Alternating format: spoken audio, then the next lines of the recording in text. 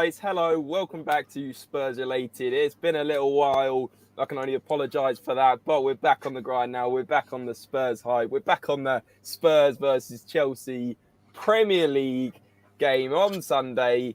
I mean, it doesn't get much bigger than that other than maybe Arsenal. I think they're on par these days. But anyway, we'll get into that. But before we do start with our Premier League Game Week 2 predictions, reviewing mine and Jack's predictions from last week, with it being a new series, we've got a special guest today. Jack couldn't make it, so what better replacement than Sean Butler of the Spurs Talk Show? Sean, how you doing, mate? I'm good, mate. I'm good. I'm hot. Another day in this sweltering festival of summer. It's insane, but I'm good, man. I'm good. Thanks for having me, bro. No worries at all. No, it was good to have a debate on your channel last night. We were meant to be doing a Spurs-Chelsea preview in an hour and a half, and we actually spent an hour and a half talking about Tottenham transfers, reviewing the window and the finances. So if you do want to check that out, go over to Sean's channel and do so. But listen, you know what you're here for today, Sean. It is a new concept from Spurs Related, but we're going to be looking at the Premier League fixtures ahead, obviously starting in literally half an hour's time. We are actually live for this episode. So do comment in the chat and we'll get some of your comments up. But we're going to be predicting the 10 Premier League fixtures for this week. Another exciting week of Premier League fixtures ahead. Obviously, the big one at Tottenham-Chelsea on Sunday, the last game of the week. Well, it's not the last game of the week, actually. It's the last game on a Sunday. But, Sean, like I was saying, myself and Jack predicted them last week. So we'll quickly run through who came out on top. Of that. And then obviously, if you are in the chat, offline or online on the live comments, do let us know your predictions and we might set up a little follower table on points. And just before I do get into the results from last week, it's 3 points for a correct score, Sean. So like if it's 2-1 and you put 2-1, it's 1 point for a correct result. So whoever wins the game. So say you go Tottenham 4-0 and it was 3-0, you get 1 point. And also a little bonus thing is if you can guess the team that scores the most amount of goals, you get an extra 3 points. So for example, last week I went for Liverpool, who didn't score the most amount of goals. I think Jack went for Man City maybe or someone like that. And it was actually Tottenham who scored 4 goals, right? So we weren't backing our team enough, which was a shame. But listen, we'll see what we put last week. Those that are in the chat and you were in it last week, let us know how you got on, because I can't obviously put 7, 8, 9, 10 columns onto this. But this was what we predicted last week, and these were the results. So as you can see, I went for a 1-1 Palace v Arsenal, and unfortunately got 0 points on that. Jack got the 1 point for the 2-1. Then I went for my top scoring team as Liverpool. And as we know that it was a bit of a shock, Fulham got a great result, played really, really well. And Jack Jack was far off on that one as well. So no points for us on that one, unfortunately. Then we both, interestingly, went for a 2-1 win for Villa. Sean, just out of curiosity, what were you thinking, honestly, last week when you predicted Bournemouth-Villa? Were you predicting a Villa win as well? Hang on, I've got my old... Because I participate, I was showing you earlier, I participate in... a similar game with like a bunch of mates I went to school with. Let me get my week 1 results up. Got you. I had 1-1 Crystal Palace Arsenal. I had 2-0 to Liverpool. For Bournemouth Aston Villa, I went 1-0. In the game that I play, you have to also allocate a scorer and you get extra points if the scorer comes. I put in Philip Coutinho and 1-0 Villa, and I got 0 points from that game. So yeah. 0 points. And Newcastle Forest, I went for 2-0 Newcastle, and I got it bang on the money with that 2-0 prediction. My best result of the week. Jack nearly got it right with a 2-1, but I even went back. If you go back to the video, I said I cannot see Forest even threatening that Newcastle goal. I think it'll be a bit of a shock to the system in the Premier League, and it was exactly that. Newcastle should have won 4 or 5-0 in that game if you watch the highlights. Yeah. So just to steal a little bit of glory from you there, I also went 2-0, but I also picked Wilson as a goal scorer, and he got a goal. So in my system, we got 4 points. 3 points for the correct the scoreline and result, and then an extra point for getting Mr. Wilson as one of the goal scorers. And I've just got straight back in my box within 7 minutes of this video. So there you go. Anyway, that was also my best result of the week, though. So it's fine. Yeah, yeah, let's just push my chest up for that one. Spurs Southampton. We've got 3-1. I was so confident on 3-1. I nearly got it right. It was 4-1. And Jack went for a bit more of a subdued 2-0. But again, still got the point. I had 2-0 and Harry Kane, so I only got 1 point for that. Yeah. Leeds Wolves, we both went for a 1-1, and it was actually a 2-1 Leeds win. I think they won late, could be wrong, can't actually remember now. Seems like a long time ago. Yeah. Everton Chelsea. I went for 1-1 as well for that one. So. Yeah, interesting. Everton Chelsea, what did you go for, Sean? I went 1-0 Chelsea, and I had Sterling as the scorer. So I got 3 points for the result, but I didn't get any extra points for Sterling. Yeah, 1-0 was impressive. You got that. I went for 3-1, and Jack actually puffed his chest out and went, "No, I think Everton are going to win that because Fat Frank's going to get a result." Well, that was absolute bollocks from Jack. Good shout there, Jack. You know what though? Like sometimes when you're doing these predictions, you have to be a little bit brave and go, "No," because like I'm going to pick something that's so wildly unlikely to happen. But if it happens, I look like a fucking hero. Excuse me, I shouldn't have sworn. I look like an absolute hero, and so sometimes you have to do it. And Everton Chelsea could be one of those results where you could pick that. Of course. Completely wrong. No, it's spot on.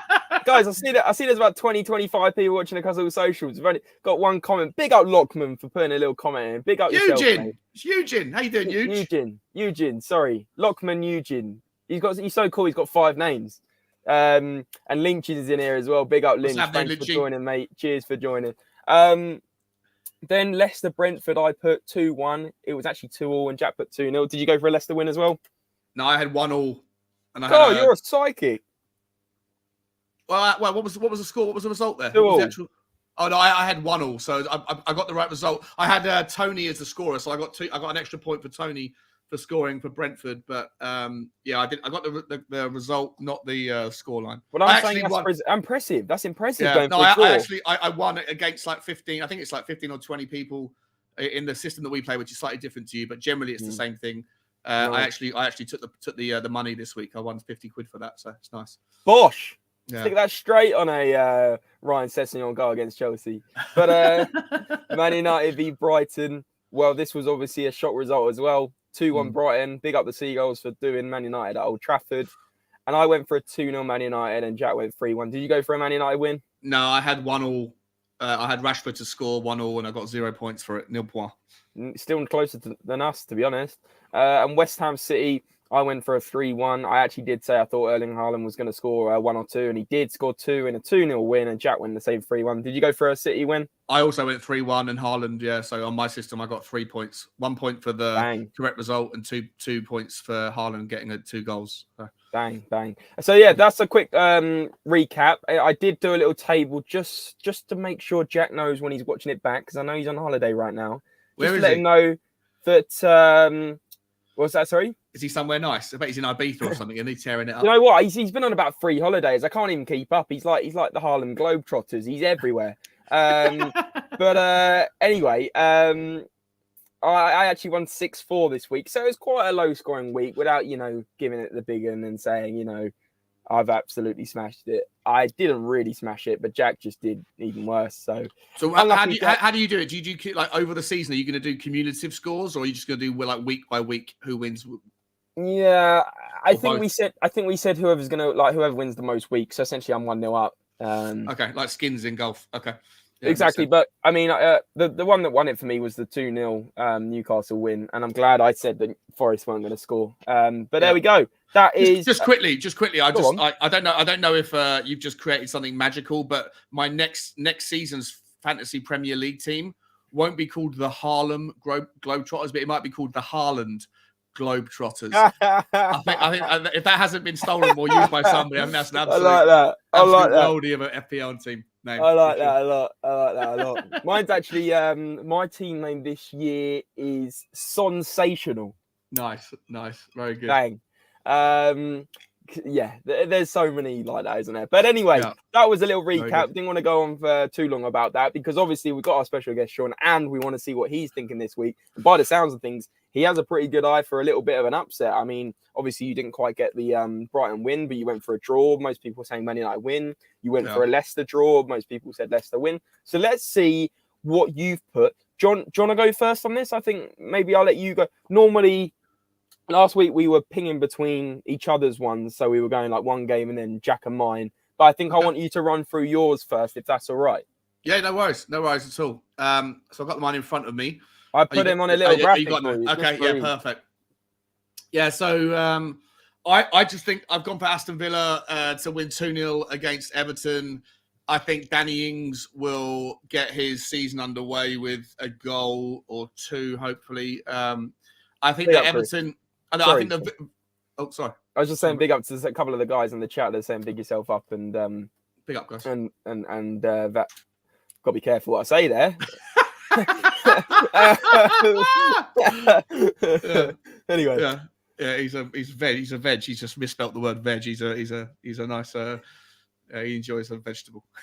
If you're listening to the audio podcast, I definitely wouldn't be reading that one out, you know? Anyway. Yeah, so I've gone for 2-0 Aston Villa. Look, I think that Aston Villa they've improved massively over the... I don't know, how much detail do you want? Do you want me just to go through everything really quickly, or do you want to go through it like a rationale? I want to hear, okay. and I might debate, because obviously I know what I've put, and maybe it'll cause a debate.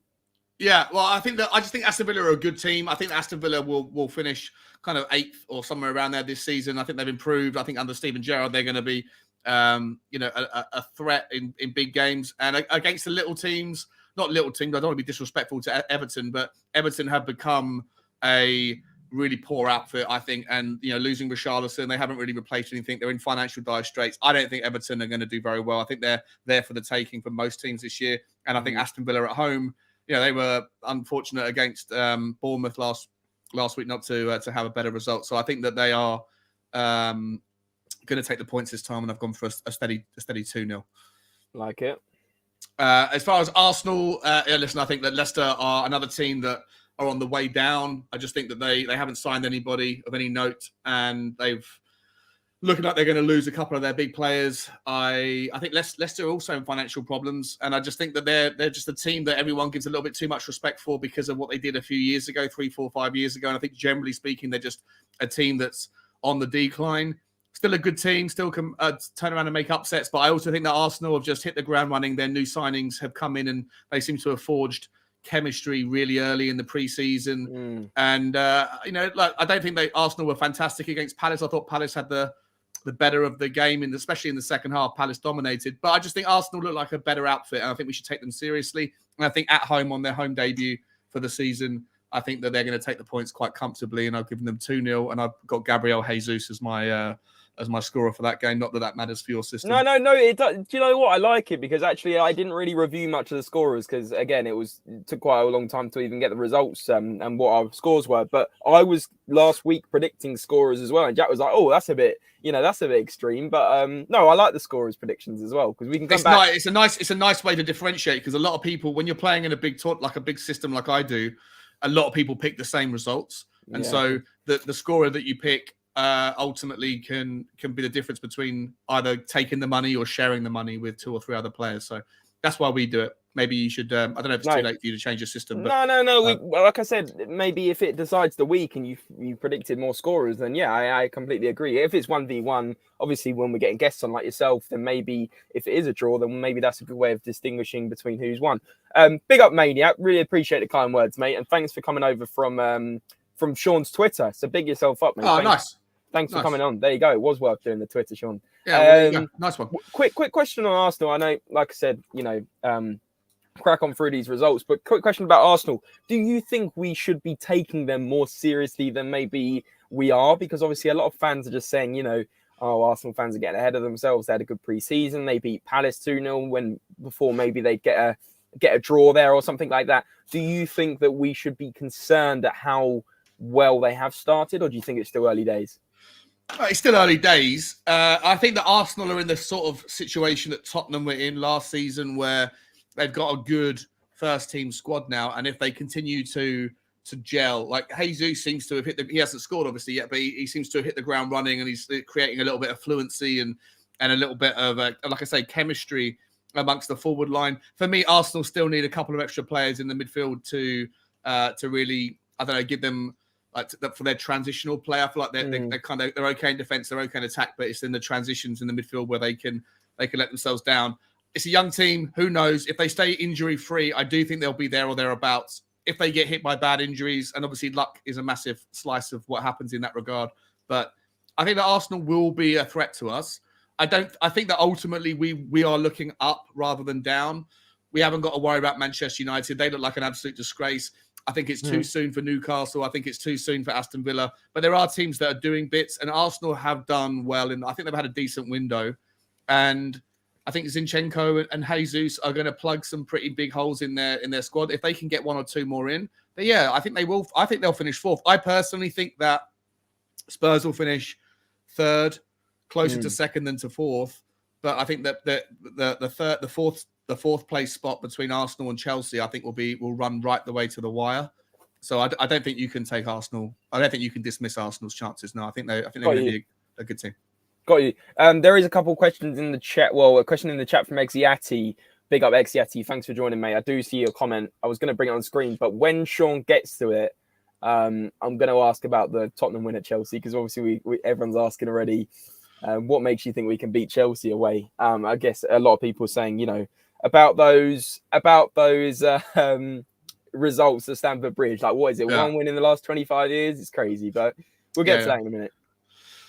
So Brighton, Newcastle. Brighton, Newcastle. Yeah, I've gone for 1-1. Like I said, I think I think it'll be a good game. I think that'll be a really good game. I think Newcastle are a team on the up. I think Brighton are a team. Obviously, they lost out on Basuma and they've lost out on Cucurella, so they're a weakened team. But I do think that they are.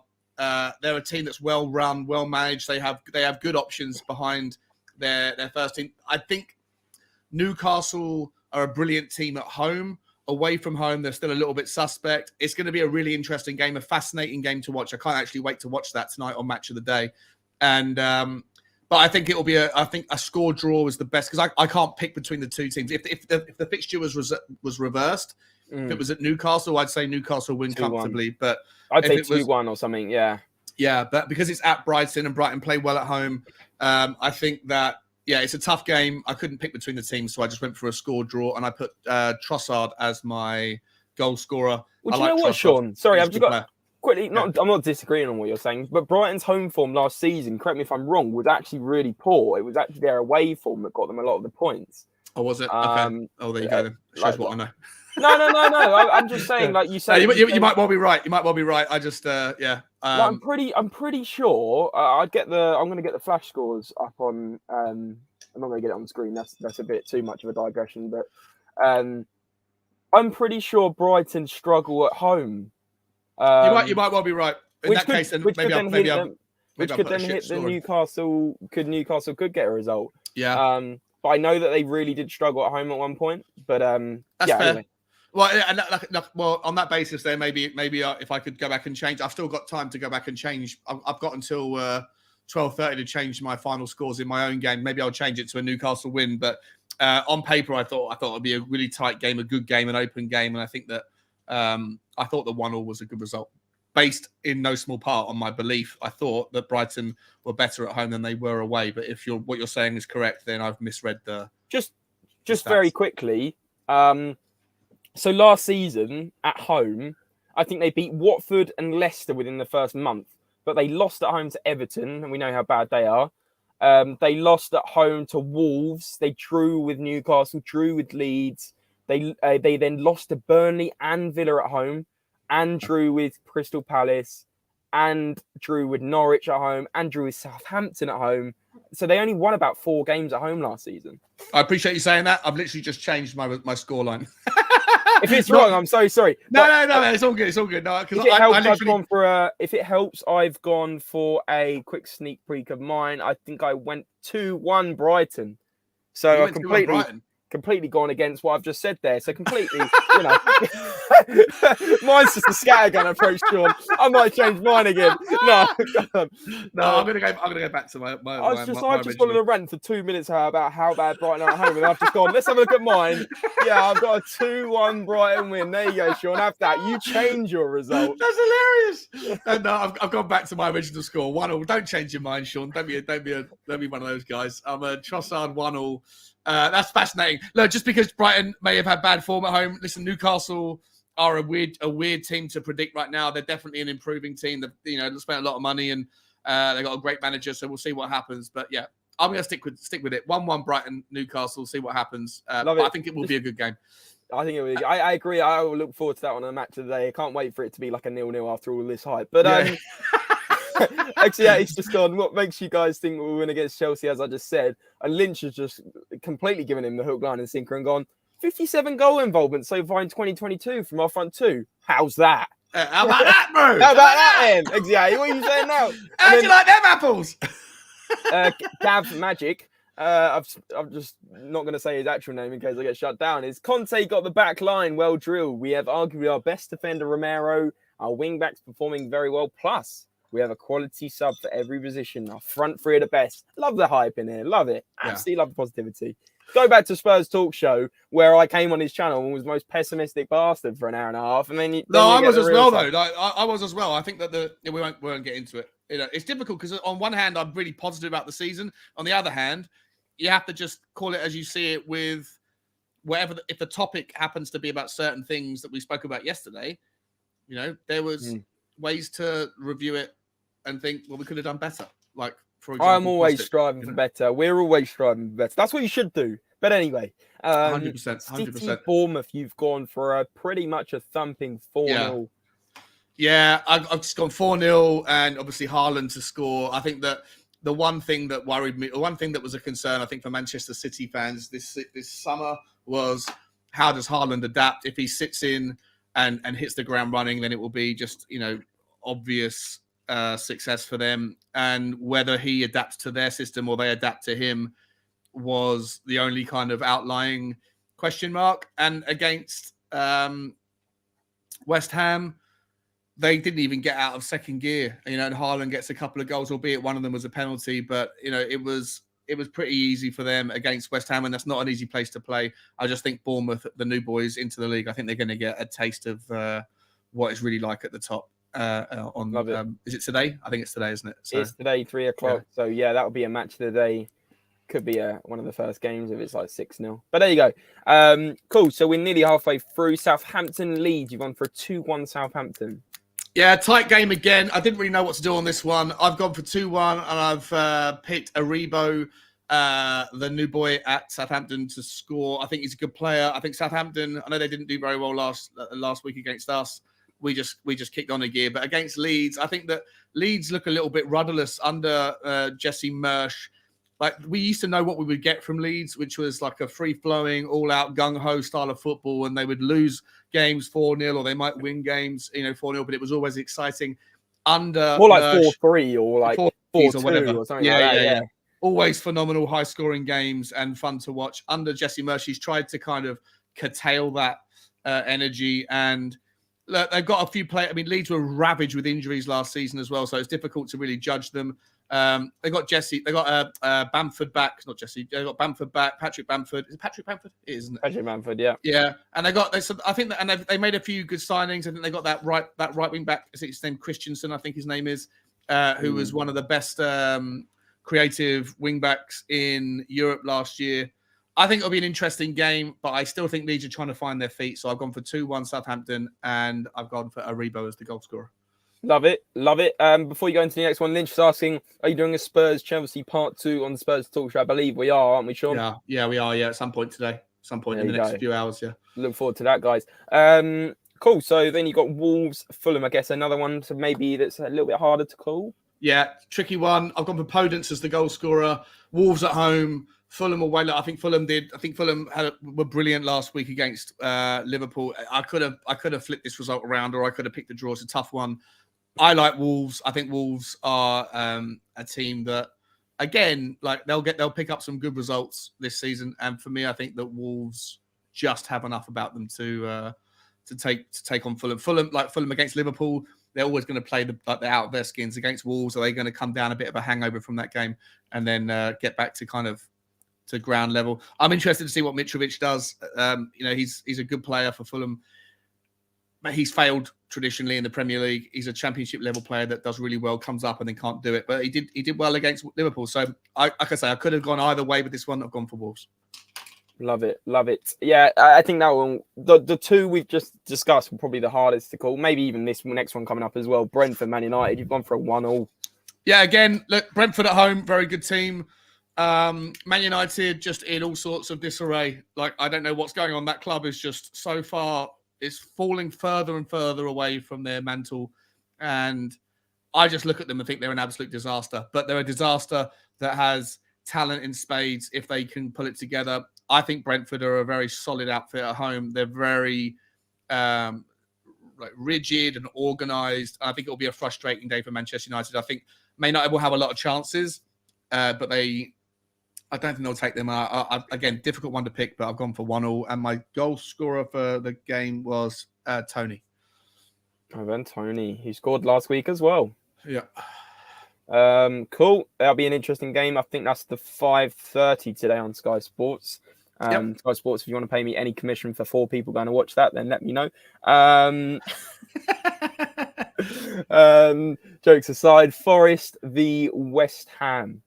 Yeah, again, another tough one. I don't really know where West Ham are at the moment. They haven't signed enough players. They haven't improved. I think they've got a couple of injury problems as well, from what I saw. And Nottingham Forest, I'll be entirely honest, they've signed like 12 players, which I think is interesting. They've really gone for it.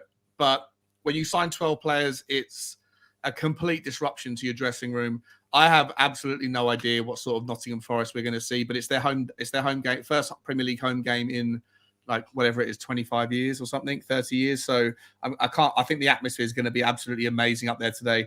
On paper, I would say West Ham probably have the better chance, but I think just because of the atmosphere and because of the moment for them, I think that Nottingham Forest will find enough in them to get a result, and I've gone for 1-0.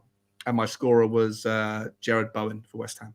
There you go. And Jackson here. Big up, Jack. It's been a while, mate. I hope you're doing well. He's saying Forest just signed our man, Dennis Jordan. Emmanuel Dennis from Watford. I cannot believe Emmanuel Dennis didn't get signed and before the start of the season, Jack. It's insane. As a backup striker, he's a decent player. Brilliant player. He scored more goals than Richarlison did from open play last year. Oh, no, and he's gone to Forest. I'm not getting into it. But for me, I was back on Richarlison. Yeah. I won't get into it. He's also saying, "Good morning, lads. About to go on a tango and Dombele paced workout, which means 10-minute mile times, 10+ minute mile times. Love it. He'd probably do about 30-minute mile times to be honest, Jack. But anyway, mate, I hope you're doing well. To get a cheeseburger. Yeah, exactly. Stop it in and out in America or whatever. But there you go. And Lynchy's saying, I think Brentford for the win. They're going to have an advantage of United being in the mud. Could happen. Yeah. I could see it, to be honest. Yeah, I could see it as well.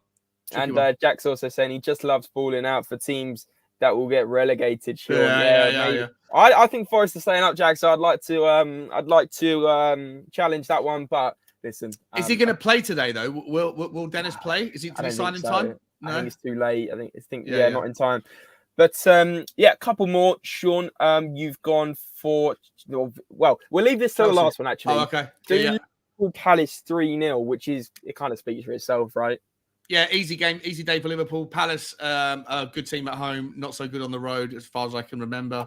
And I just think Liverpool will get back after their blip last week. They'll get their season underway quite comfortably today. And I've gone for Salah and 3-0. There you go, Salah and 3-0. Maniac saying Vissa and Tony will cause trouble for the United defence. I could honestly see that. Yeah, Ivan Tony, a real handful for defenders, to be honest with you. Kind of seen as a bit of a finisher, but really holds the ball up so well as well. Cool. So Chelsea Spurs. I mean, let's get into it. I feel like we could have a little bit of a debate with the chat here. Loads of people joining now. Big up Kev as well. He says, hello, you two rascals. Big up Kev. Thanks for joining, mate. If you haven't done so already, by the way, I think there's 25 watching across all socials. Please do smash a thumbs up on the video. It does help the channel out greatly. I know you probably hear it on every channel, so I won't bore you too much, but please do just hit the thumbs up before you finish watching the video and subscribe. Smash that like button, guys. Smash it. There you go. Brutalize it. The RTL Football Podcast, great podcast. Go and check those guys out as well. All games, not just Spurs, but Premier League kind of rounds-ups as well. He's saying, I think Spurs will win, says Johnny. I mean, a lot of people that aren't Spurs fans, I've seen it, I've talked to at work, out and about, say that they reckon Spurs are going to finally do Chelsea at Stamford Bridge. So Sean, you're one of these people. Yeah, listen, listen. listen, mate. I know the stats read awfully. I was watching Jack's show this morning with his stats with Jack about the game, and obviously the stats look overwhelmingly negative stats. And you're a betting man, then of course it's mad to think that Tottenham could score 3 goals away at Stamford Bridge. We haven't scored. We haven't won there in whatever it is, one win in 30 odd years or whatever some that mad stat is. But I just think that there's never been a better time for Tottenham to play them. I think that probably the first game of the season might have been the best time to play them, because today you might see some of these new signings come in. You might see Cucurella step in. You might see Koulibaly. You will see Koulibaly play and all that. So I think that. But I think Chelsea are still going through their rebuild. I'm not entirely convinced that Todd Boehly really knows what he's doing. I think he's just he's been beaten too many times to players like Rafinha, Kimpembe, Kundi, all those guys that were almost going to sign that didn't, that went to Barcelona or elsewhere. They obviously lost Christensen and Rudiger. There's a lot of disruption to their flow. And they're spending a lot of money now on players that they look like they're going to continue to spend. So I think we have to get them out of the way early. I'm glad we're playing them second. I would have been even better playing them first. But I think I just think Tottenham are a goal scoring machine. We finished the season, I think someone said it earlier, 54 goals or whatever it was in 2022. And the summer break hasn't stopped anything. We come in, we scored the most goals last week in the Premier League. I think there is never a better time to play Chelsea than right now. They are going to get stronger and stronger as their team settles in and learns their own chemistries and things. I personally think that, I've obviously got a positivity bias towards Tottenham. I'd understand if somebody said the other way around, if somebody thought it would be a 0-0 draw or whatever else. But for me, I think it will be a tight game. I think Tottenham will score first. Chelsea will equalise. We'll score the second goal. And then when Chelsea push to try and equalise, we'll break from the 5-4-1 block and Sonny will go and score the winner, which is why I've gone 3-1 Tottenham, and I've put Sonny as my my nominated goal scorer for the day. I think it'll be a tight, tense, nasty, nervous wreck for the entirety of Sunday. But I think that ultimately Tottenham, and if we do get the points, then it's going to be mad. I don't know what's like. I actually think for the mental well-being of Tottenham fans, a score draw, like a 2-2, would probably be the best result. Because if we lose, if we lose 2-0, you're going to have a wave of people meltdown, absolute meltdown of people saying that the window's not good enough and Levy needs to fuck off and Paratici is a fraud and why have we got the right wing backs? Whatever the problem is, if we win 2-0 or 3-0, you're going to hear this wave of we're going to win the quad, and the expectations are just going to rise. This benchmark of expectation is going to rise to an all-time high, and neither of those two are reality. And they're not healthy. They're not healthy options. And a draw, you'd get a bit of, we still need a couple more signings, bit of good result. Everyone's just a little bit calm. So that was my next question. Actually, Jack got there before me. He's saying I'd take a 2-2 Desmond. So my question is, would you take a draw at the start of the game? Yeah, you would. Yeah. Okay. He's also something neutral. I think I would, yeah, especially our record there, right? And I think also my next question was about Sterling, because obviously he's kind of the difference in terms of what we played last year. Obviously Chelsea haven't made loads of signings, Koulibaly as well. But for the neutral, I'd be mad to think Spurs will win. You're right, Sean. 2 quarters undefeated against Spurs, which is quite scary. And this 7-0, right? He's got 7 wins from 7 appearances. Well, four of the wins are in about 2 months, in January and February. Johnny was saying how much of a problem will Sterling be for Spurs, and that was my kind of question. Is obviously they got Koulibaly, Cucurella, and Sterling. That's the differences from last season. I don't think I've missed any other signings that have come in that's significant. Do you think that Sterling, who does normally score for us when he plays for Man City, remember when they thought they'd equalise in that lovely Champions League quarter final and they went mental? That was Sterling, and Do you think that Sterling could score, or obviously he could score, but do you think he could be a problem tomorrow? He could be a problem. Obviously, if he's coming off of the left, then listen. I think that the reason why I'd rather see Emerson play. Like it's a rarity to hear. I guess most people think that Emerson's the right man for the job, but I do think that tomorrow we're going to be backed in. 60% is probably going to be possession towards Chelsea, and I think that we're going to have to back. That's probably I would imagine the minimum that they'll get. And I think that we're going to be banked in with a banks of 5-4-1 for lots of the game. And it's going to be a lot of like stubborn blocking, stubborn defending. And I'm happy with Davies playing that role. I'm happy with Dyer doing that thing. And I actually think that Emerson is the right man for the job. I don't want to see Jed Spence experimenting against Chelsea. I don't, that's madness. And I don't particularly want to see Doherty do it either. On the left, I also don't want to see Perisic. If I'm honest, I don't know what Perisic is like defensively. But I know that Sessegnon last season was at his best against the big teams when he pocketed Saka, he pocketed Salah, all the S's, right? He did it against Manchester City. I forget who it was playing on the right for Manchester City, but Mahrez, yeah. And I think that there's going to be it's going to be a very frustrating day and a very nervy game tomorrow. And I think that Sterling is a massive threat, but he is probably best thwarted by having, if he's coming off the left, by having Romero next to Emerson. Okay. I think. It's going to be a number of key battles, isn't there, in the game where it's going to be, fullbacks against their fullbacks, our fullbacks against our wing backs against their Sterling and potentially even Mason Mount. And of course, that midfield battle, whether it's Basuma that starts, whether it's Bentancur and Højbjerg, which I presume is probably going to be the lineup. I think Basuma may start from the bench, could be wrong. Against Kante and Jorginho, that's a key battle, of course. Who wins that midfield battle? Is Kante going to be on form? If he's on form, you could argue the guy is going to run us ragged in midfield. If he's not on form, which can happen, maybe Bentancur and Højbjerg get the better. But I think there's do you know what though, James? I was on this show after the show we did last night at 8 o'clock on the Big Six Bants podcast, which is a guy called Montz who's a Liverpool fan, but he had three Chelsea fans on, and then me and this other fella who was Tottenham fans, and we were doing the whole structure of the show was like who's the best 11 between the two teams, and we argued about it for 2 hours, whatever. But the Chelsea fans, who obviously know Chelsea far better than we do, were saying that Kante is a shadow of the guy that he was last season, and a shadow of the guy last season that he was the season before, and that he's basically on his way down.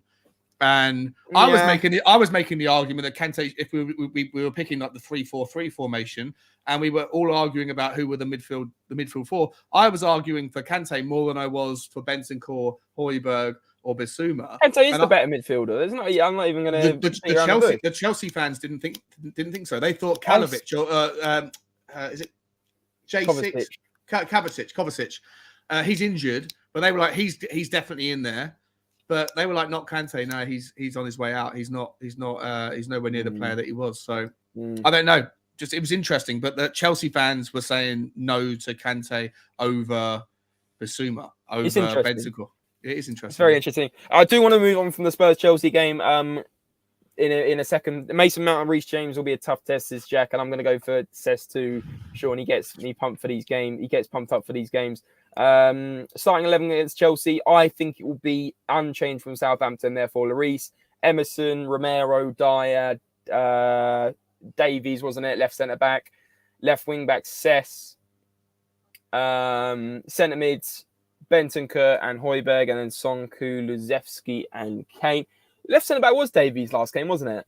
Yeah. So I don't think Longley starts. I think he's injured anyway. Longley, I think. Yes, that's right. He did say in his press conference. You're spot on. Big up both of you, Mark. Thanks for joining, mate. Let's face it, Sean. Serious Romero challenge on Sterling. You won't see him again in the rest of the game. Yeah. Very true. Very true. Going to work now. We'll watch the rest back when I finish. Cheers, Jono. Cheers, mate. Thanks for joining. Listen, I'm going to quickly get to mine, Sean, because I'm aware of time and everything else. And I'm going to quickly bring up my predictions for this week. Now, I've also got yours here as well. So my difference is I've gone for Everton getting a goal and beating and losing 2-1 at Villa. I've gone for a 3-1 Arsenal win. I think they'll score goals. I mean, I'm surprised you didn't go for more, considering you were kind of saying, they're free flowing, they're scoring for fun. They obviously won that friendly 6-0. I think they'll get 3, and I think Leicester will get 1 on maybe a consolation goal, maybe Vardy or someone like that. Brighton, Newcastle, you went for 1-1. Although you may change that, like you said, on your other predictions. I can't now. The game's about to, or the weekend's about to start, isn't it? It's starting right this second, Yeah, I think. you see it's calf. But to be honest with you, I in my head, I've thought 2-1 Newcastle, I've thought 2-1 Brighton, and I've thought 1-1. So I think it's going to be tight. But the reason why I've gone 2-1 Brighton is I think I saw something in Brighton last week. I know Man United were absolutely, dog-eat-do. But I saw something in Man United in Brighton last week where they just know how to play. Graham Potter has this style of football that he's got them all, all part of. They all know the drill, don't they, Sean? They all know where they're playing. They all know how they tick. They know each other inside out. And I just think Brighton may nick a result here. I could be completely wrong, but I think a lot of more people will be saying a Newcastle win. But then again, Newcastle weren't incredible last season. They're not going to suddenly be this team straight away that's beating every team away from home and everything else. So I could see a Brighton 2-1. I then went Man City 5-0, which is only 1 more than you. Okay. I've had some of my mates predicting 6 and 7s. Really? Wow. I could see Erling Haaland getting a hat trick. I mean, I nearly triple captained him on my fantasy and I didn't. I bottled it. So can't wait to come back. He's not even in my fantasy. I had him and I took him out, and I'm so pissed off with myself. So I did the other way around. I nearly put him in, and then I put Kane in to start, and everyone jumped ship to Haaland, and I had to take a -4 hit. But anyway, this isn't fantasy football talk. Southampton, Leeds 2-2. Went for a Desmond. You went for a 2-1 Southampton. I just think Leeds. I actually nearly went for a Leeds win, but I think Leeds. They've got it in them still to score goals, but they'll leak goals as well. I still think they've got that Bielsa kind of. Not style of football, but the kind of way they kind of go all guns blazing a little bit at times. A lot of their games are high scoring, even under Jesse Marsh. So I think 2-2. I think Southampton are going to leak goals as well. Their defense isn't the best. Wolves 2-1. I think you put the exact same. I think Fulham, it'll be their first loss of the season. Obviously, great start against Liverpool. But I just think maybe Wolves will nick this one at home, especially their home crowd is pretty decent. Brentford, Man United. Now, I think this one's going to be a great one to watch at 5:30. I think this could be goals. I think this game reminds me of it a little bit like last season when they played at home against Man United. I think it was Liverpool. It was like a 3-3. I don't know if you remember that game. Yeah. And I could see this one being similar, where there may be a couple of mistakes or just a couple of bits of brilliance from maybe Ivan Toney, maybe even Ronaldo. Ronaldo's got a star, hasn't he? I mean, come on. It's absolutely ridiculous. Well, he might start, but if he gets benched at half time, he'll be walking out of the club, out of the Brentford stadium. I don't know. Listen, mate, I don't know if Erik ten Hag has any idea of the size of the job that he's got, mate. Like at Ajax, he was manager of the best team in an average league, who have always been the best team, and they've got the philosophy, and they've been built the way that they've been built for so long. It's generations of structure that have shaped that thing, and it's been relatively. I'm not saying it's easy for him to have done what he's done, but it's there's little disruption. It's a philosophy. It's a process. It's a recipe. It's a science almost. And he comes to Manchester United where. Nobody has been successful since Alex Ferguson. Relatively, nobody has been successful. Now. 10 years he's been gone. 10 years he's been gone. Plus, I think that his ability to manage the press, he doesn't have any clue about how big a club. It's just not the same thing. And then on top of that, you failed to sign basically everybody you went after. You hung your hat on getting Frankie de Jong, and that didn't happen. You've got Lisandro Martinez. And then maybe he'll be a good player, but he's like a 5'8" centre back. I don't know how that's going to work against teams like Brentford when you've got Ivan Toney, who's a monster. And you've got there's lots of players from lots of clubs that are going to, imagine like Manchester United against Newcastle. How's Martinez going to handle Chris Wood?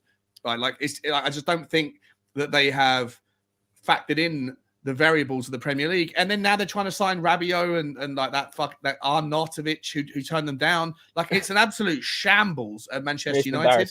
And Cristiano Ronaldo, on top of everything else, behaving like a petulant child. I know he's a winner, but he doesn't respect anybody but his own opinion. And he thinks he's healthy and fit enough to continue to play 90 minutes every minute, regardless of what anybody else thinks. And he walks out of the club.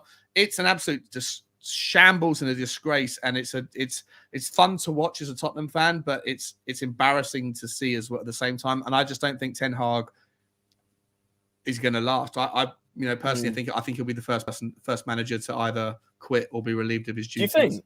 Because I think they're all going to. I think even if they do really bad, I think they're going to stick with him this season. Listen. I've had a bet that Man United will finish bottom half of the table. I think they're going to finish outside the top 10. I genuinely, I just don't think that.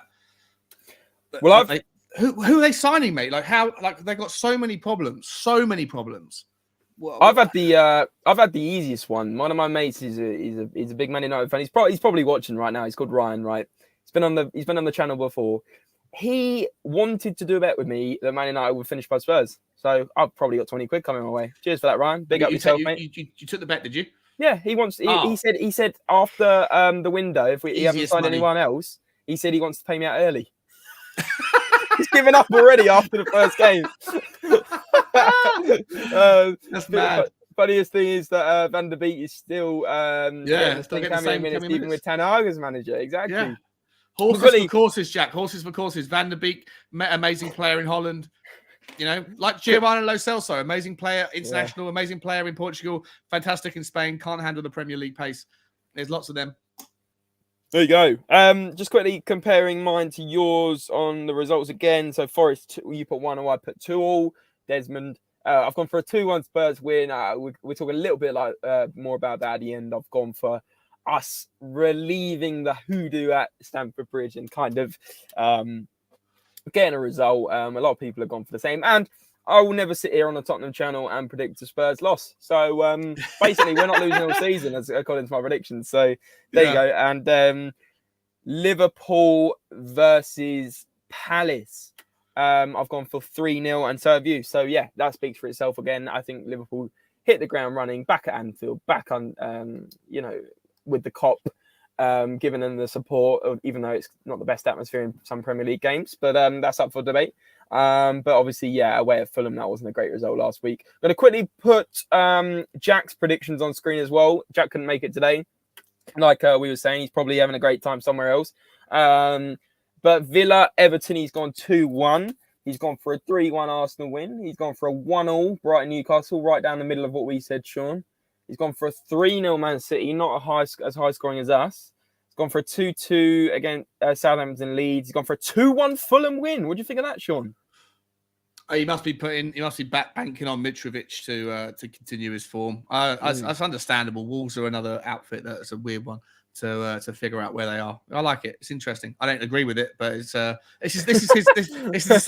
same as his Everton prediction last year, isn't it? Last week. Yeah. I'm gonna be different for one. It's like I'm gonna be because if it happens, I'm gonna look like a absolute masterpiece.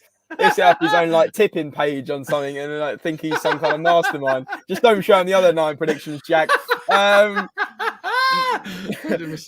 Nottingham Forest, and then Man United. He's gone for a 3-1 Brentford win. Here's the other one. That's interesting. Yeah, like he's being bold and bullshit, and I actually don't disagree with him. I think that's an interesting one. He's gone for 2 bullshit ones today, just because he's not making an appearance. So I've got to defend his actions. Guess what, Jack? I'm not defending this one. I don't think Brentford. No, the other ones are quite bullshit as well, though. 3-0 Spurs 3-0. Yeah, he's on a wind up. 2-2 Liverpool. Right, Jack. We're gonna get this straight off the screen. This is absolutely unreal. If you're even near that, just unbelievable. I have no words.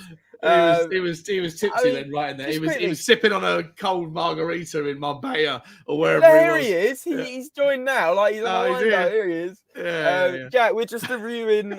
You put 2-2 Liverpool Palace. I mean, last week, Jack, you were saying that Liverpool were going to beat Fulham 4-1, and they're going to play free-flowing football. And he's just put, lads, Jack Burford knows ball. Jack, I mean, you're going to have to come and defend these actions next week. Madness. Jack Kinnicky saying, hope Brentford smack Eriksen's Man United. It's not Eriksen's Man United, let's be honest. It's Ten Hag's Man United. What a baller manager. And Eredivisie is the biggest drop-off, clearly. Seems like you have to be very careful with these players. Yeah. Bergwijn. Ronaldo saw every Champions League. How many of all the players that have come from... I remember back in the day, like probably before you were born, James, Middlesbrough signed a player from... a striker from... from Holland, and he banged in 50 goals. I can't remember who it was. Somebody's watching is old enough to remember. Let's see if you can let me know. But they, Dutch? It was a Dutch player that came and he banged in like 50 goals. And this was when Middlesbrough were in the Premier League. Alfonso Alves, no, that's not him. Was it? No. I'm talking like mid 90s. But this guy, it was like around the Juninho, and who was the Silver Fox? Ravanelli. That kind of era.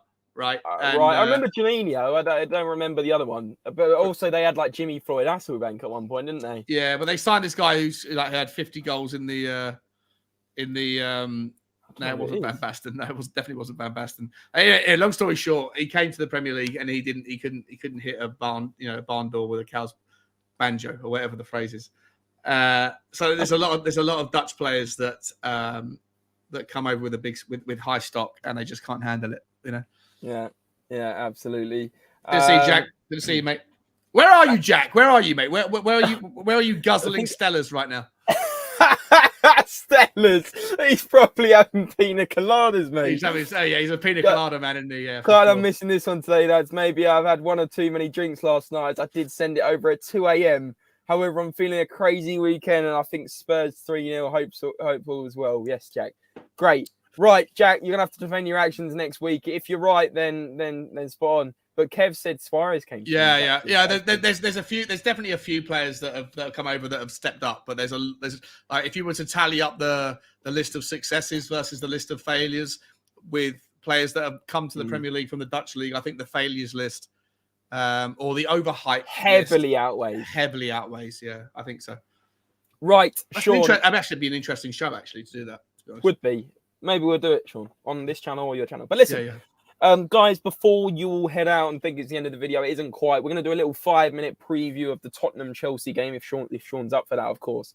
But then later on, I'm going over to Sean's channel, Spurs Talk Show. If you're not subbed already, please do so. I will leave I'll do it right now. I'll leave his YouTube channel in the description and in the live chat now. But Sean, just quickly, obviously, we've both gone for a Spurs win.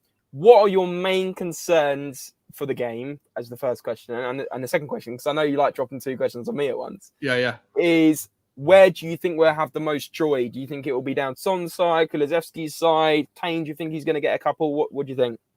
Yeah, I'll answer the second question first. I think that Sonny's going to have the most joy against Azpilicueta. I think Azpilicueta is going to get drawn up to support on the right-hand side, and I don't think he's got the pace anymore to get back and to compete. So I think that Tottenham really need to. It'd be actually interesting. I'd imagine that if we watch the Southampton game and much of the last part of last season, we were actually feeding balls down the right-hand side. When the ball was slow, we were pushing up through the right. But I think because tomorrow, I think is going to be a team where we're going to be backed in. I think we're going to break quick, and I want to see us break quick down the left. I think Azpilicueta he's vulnerable, and I think that Sonny and Sessegnon can combine and probably get some success down there. As far as where I think we're the most vulnerable, I think the midfield battle is crucial. And whilst I'm with you, mate, in that I want to see the same starting 11, I think Højbjerg is probably the area that I'm worried about most, depending on what he does. If he doesn't grab the ball by the horns and get tenacious and really fight alongside Kante, then, or Conte, what his name is, then I think Antonio Conte, he's in midfield for Chelsea. Antonio Conte. How do you say his name? Kante. Some people say Kante, but I say Kante. Kante. Look, if Kante dominates Højbjerg and we get, or if they bring an extra man in like they did in the Carabao Cup and we just got completely crowded out, then for me, I think we have to look to Antonio Conte, to make a proactive decision. And if it is like I think it is Højbjerg that is going to be the weak link, then I think we have to hook him and give Basuma the second half to control, to reassert our dominance in the midfield. The game will be won or lost in the midfield overall, but I think where the difference is that we have the edge in our attack against, especially with Sonny and the pace of Sonny against players like Azpilicueta. I think we can. That's how I would do it. What about yourself?